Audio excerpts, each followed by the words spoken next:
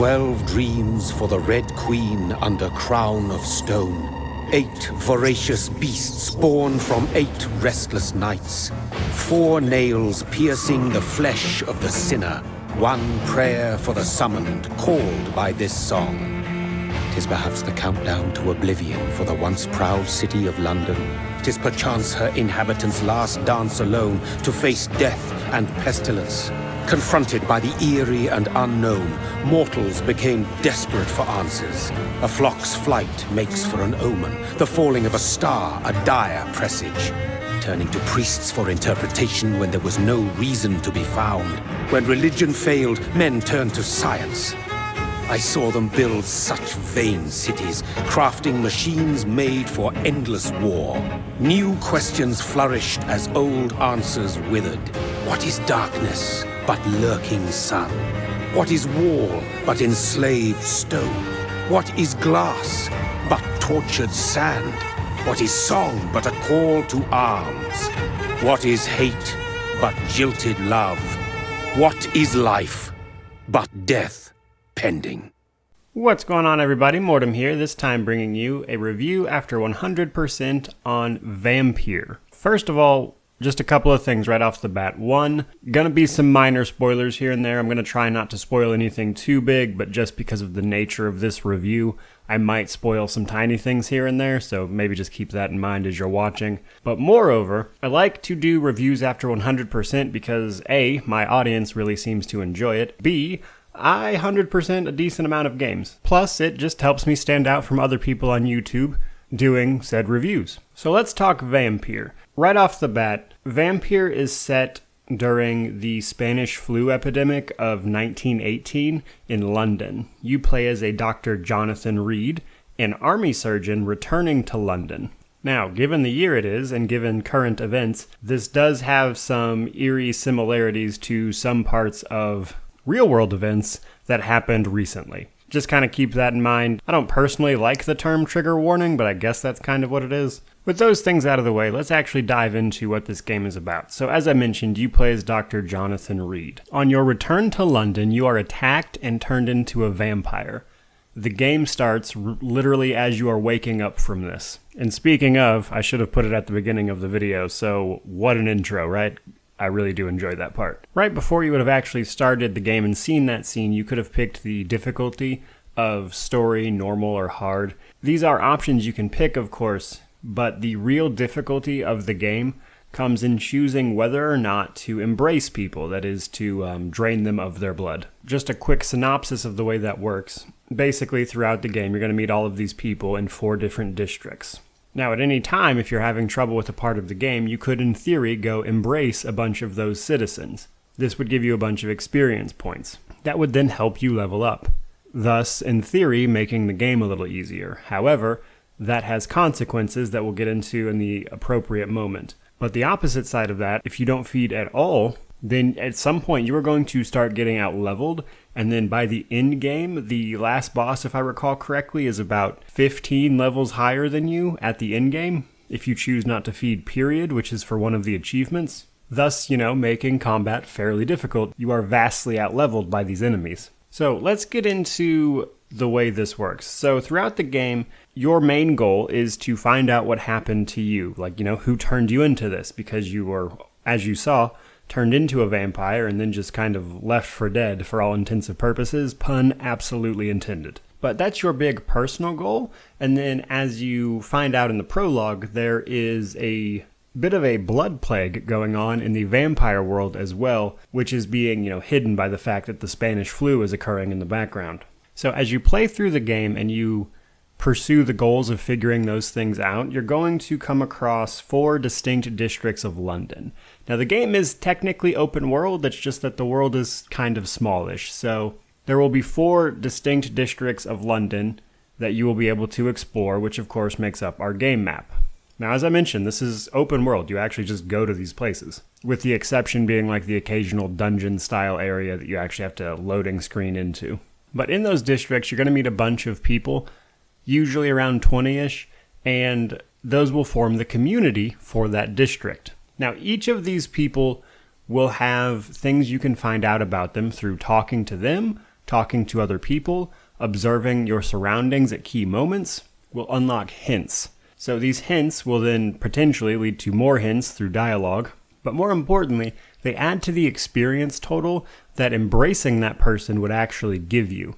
But it doesn't end there, because you are a doctor, and if you think they weren't going to add that into the game, you're crazy. All of these people will be subject to illnesses, because remember, there's a plague going on, and obviously conditions aren't too great. So as each night passes, people in the communities you've met can potentially contract diseases that you, as a doctor, will have the ability to make cures for and then go give to those people, because embracing someone who has an illness will decrease the experience total. So there's a lot of the ways you're going to be interacting with the individuals of the world, quite a bit, but moreover, each community has a pillar of that community. Now, through the main story, you will encounter various moments that person's life may or may not end depending on your actions, which is incredibly important because the pillar being alive or not, as well as your own diligence in treating the community's illnesses, will affect that district's stability. So if you're not treating any of the illnesses, if you didn't try to keep the pillar alive when the appropriate moment came, districts can fall into hostile status. Now, hostile is not recoverable. Once a district hits hostile status, it's over for that district. Basically, everyone's dead, and when you walk into it, there are monsters as well as vampire hunters and everything everywhere every time you go there, and it'll be very difficult to do things there. So, it's in your best interest to keep these districts as stable as possible by treating their illnesses, as well as keeping people alive. This is where the consequence for just embracing people like crazy comes into play, because if you embrace too many people, you're going to drop the status of the district into hostile, and thus, that district is lost for the rest of the game. And I do mean the rest of the game, because this isn't a save scum style game. Each playthrough gets one save slot that auto-saves all the time. So unless you're deliberately messing with your save file, decisions are fairly permanent, so they do have their actual consequences, which I think is nice, to be honest. Now, all of that culminates in the endings of the game, everything that I just mentioned. There are several endings to this game. I'm not going to spoil any of them, but I will say who you choose to embrace, if you choose to embrace anyone, as well as if you let London fall into just chaos by not helping. Those things drastically affect the ending you will get. I believe in total there's 4 different ones if my memory serves. Now that's a lot of what you're going to be dealing with. In this game there's a lot of narrative. However, there is a lot of combat as well. That said, the combat is okay. You can tell they definitely tried, but it's not amazing or anything. So I mentioned level ups. The way your character levels up is by spending the experience points you earn into distinct vampire upgrades. This is stuff like basic stuff from more health, more stamina, the ability to have more blood points, which fuels your vampire powers, which are other things you can upgrade. So there are a bunch of vampire powers. Most of them revolve around melee, blood abilities, or shadow abilities. That's important because enemies have resistances to those things. Having a bit of a mix helps out because again, enemies will be resistant to certain types of them, making those particular enemies hard to kill if you went too far into one tree. But that said, overall, I thought it was pretty cool. There's a lot of utility here. There's stuff that makes you more maneuverable. There's stuff that makes you harder to kill. Things that will do tons of damage. There's ultimate abilities. So you can tell they really did try with the builds and stuff.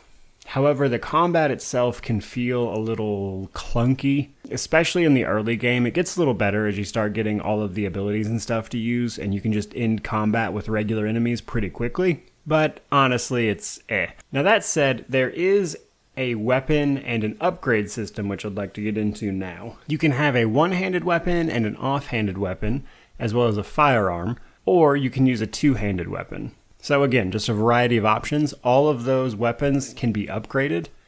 Most weapons in the game actually are a set number of them, so depending on whether or not you embrace someone can decide whether or not you get a certain weapon, which can play into things as well, especially if that person is carrying what might be the best weapon for your particular build, which is a thing that happens. But using a workbench in a hideout, you can upgrade those items. Also throughout the world, there's a bunch of hideouts. These are places you can rest for the daytime and spend your experience points to level up, as well as, of course, upgrade your items as I just mentioned. Also at workbenches, you can analyze blood samples. Throughout the game and as part of the story, you'll come into contact with various blood samples that you can then analyze to either learn things that you need to learn for the story, or learn how to make new serums and cures for the communities that you are serving.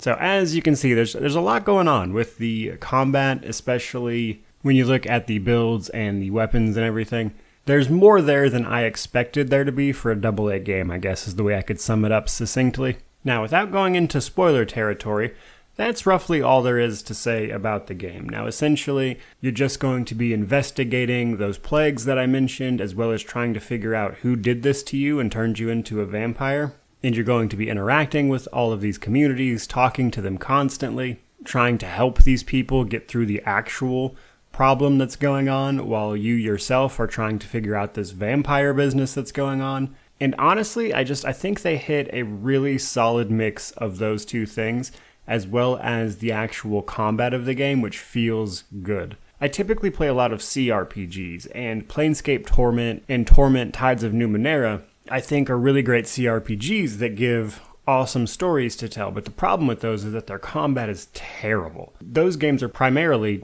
narratively focused.